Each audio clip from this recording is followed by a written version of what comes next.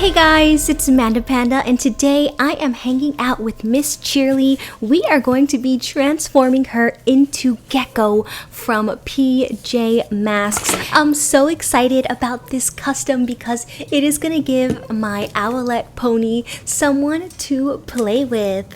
I'm starting off by prepping the pony for customization. I have removed the head by twisting it firmly to the side until that neck plug popped out, and then I pulled out the bottom of the neck plug using my pliers. Now that doesn't always happen, so if your neck plug doesn't come out when you pull on it with your pliers, then you're gonna need to very carefully cut it out with an X-Acto knife, and that exposes all of the hair roots inside of the head.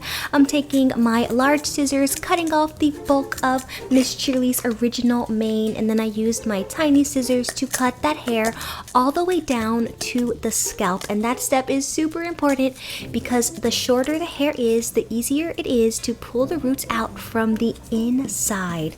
The head is all ready to be customized. Real quickly on the body, I'm just gonna reattach that neck plug using my pliers so I don't accidentally lose it and spend too much time looking for it later. Taking my scissors again and cutting off the bulk of the tail, and I'm just going to push whatever part of that tail is still exposed right into that pony's body. So this pony is ready to be customized. Let's get started on the Gekko transformation. So here's Gekko, really cool in his little gecko suit, but if you notice, he doesn't have any ears, so I guess his ears are kind of hiding under his mask. Now, I have never made a pony with no ears before, so I'm kind of nervous about this. With my X-Acto knife, I'm very carefully removing the pony's original ears. And X-Acto knives are super sharp, and it's really easy to cut yourself with one. So little pandas, make sure that you get a parent's help if you try to make this custom. I'm gonna be using a Sugru to smooth out the pony's head, cover up where the ears were chopped off and where we pulled out that hair. Now Sugru doesn't come in green, so I made my own green by mixing blue and yellow. I'm gonna cover Gekko's entire head with a thin layer of Sugru, just using my fingers to smooth it out. It doesn't need to be perfectly smooth because I'm going to be trying a new technique to give the head that scaly texture of Gekko's suit. So the Sugru is all smoothed out and it is still wet. I have a little piece of fabric that has the texture of like a gecko on it, and I'm gonna see if I can very firmly press this textured piece of fabric onto the Sugru and get that texture on the pony's head. So I'm just gonna press this down really firmly. Let's see, did it work? Oh, it did. That looks pretty cool. It is like scaly and bumpy. That is an awesome texture. I love it. The Sugru has completely dried, and I just used a fine Sharpie marker to outline the rough draft of where I'm gonna put Gekko's eyes. And then I'm using my X-Acto knife again to cut out the eye area, and then I'm gonna scrape out the excess Sugru. I'm also gonna do the same thing for Gekko's mouth area. Maybe it's just me, but I think that Gekko's head right now is looking a little bit like a green avocado. It has that texture and color. That green isn't the exact color green that I was going for. It is more like the green of the Hulk, not the green of Gekko. So once I get all of this excess Sugru cut out, I'm actually gonna cover the entire pony with a layer of green acrylic paint that is a brighter, more vibrant shade, just like Gekko. I'm gonna let this paint completely dry and then get started on the eyes and the mouth area using some acrylic paint. This is the color Flesh Tone. I'm just going to paint in his mouth. Now this is going to need 3 coats of acrylic paint, but I'm going to let the first one dry before I put on all the others. For the eyes, I'm going to start off with 3 layers of white acrylic paint. Again, putting down the first layer, letting it completely dry, and then putting on the other 2. The white paint is completely dried. Let's put in Gekko's actual eye. I'm using the same green color I used for his mask, and I'm giving him his round eye. And then I'm gonna take a little bit brighter shade of green and just put a little bit of accent color in the corner to give the eye some depth, and go in with a little bit of black for the pupil and a little bit of white for a light reflection in the corner of his eye using my nail dotting tool. The eyes are all in, and so is the mouth. I'm going to completely cover the head with a thick coat of this sealant, and then once it has completely dried, we can put on Gekko scales on the top of his head. I'm using some sugru here, just regular old white sugru for this part, and I'm going to shape out his 3 scales at the top of his head. And I love using sugru for this because it doesn't shrink at all, but the biggest thing is that sugru is actually an air dry rubber glue, so it dries onto the pony's head. It's not going to fall off. I don't have to glue it on later, and it just saves me a lot of time. I also gave him some little eyebrows. The sugru has completely dried. You can see that it is now really hard, and I'm going to go in and paint it using this really awesome bright green nail polish from Color Club called The Line Stops Here, and it's actually the green that I have on my hands.